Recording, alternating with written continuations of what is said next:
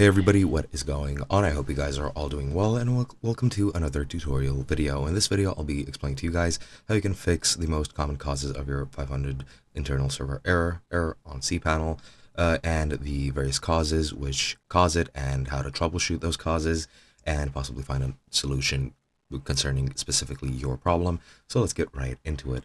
Now, to actually monitor why a 500 internal server error is happening, which is pretty much just an unexpected error, usually it'll just show a blank white page or something, you should first on cPanel run tail, which is tail and pretty much this command.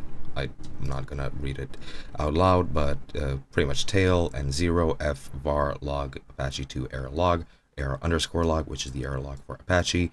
Then refresh the website where the error is happening, and then exit tail with Control C to review the output.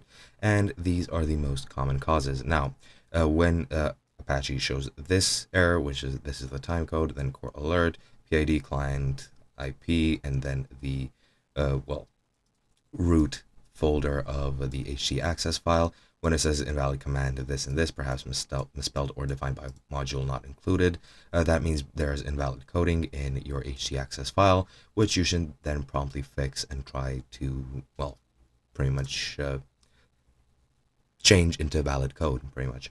But yeah, in that case, the server did not have, in this case specifically, the server didn't have this module, which is mod env. You can avoid these situations if you just add and use the if module statement in the htaccess file, which looks like this. And if the server doesn't have enough memory, this is what it looks like. Again, the time code, CGI error, PID, whatever it is, and then cannot allocate memory for client this and this, couldn't spawn child process, and this pretty much just, as it says, not enough memory to allocate the request. And if the user has a limit on the number of inodes it can use in Cloud Linux, that is also a cause for 500. And if the script is unable to create the files it needs, it'll return more of a generic 500 error.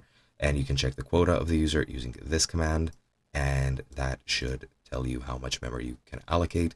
And in this example, as you can see, the user has exceeded the number of files, which resulted in a 500 reported by Apache due to a bad descriptor.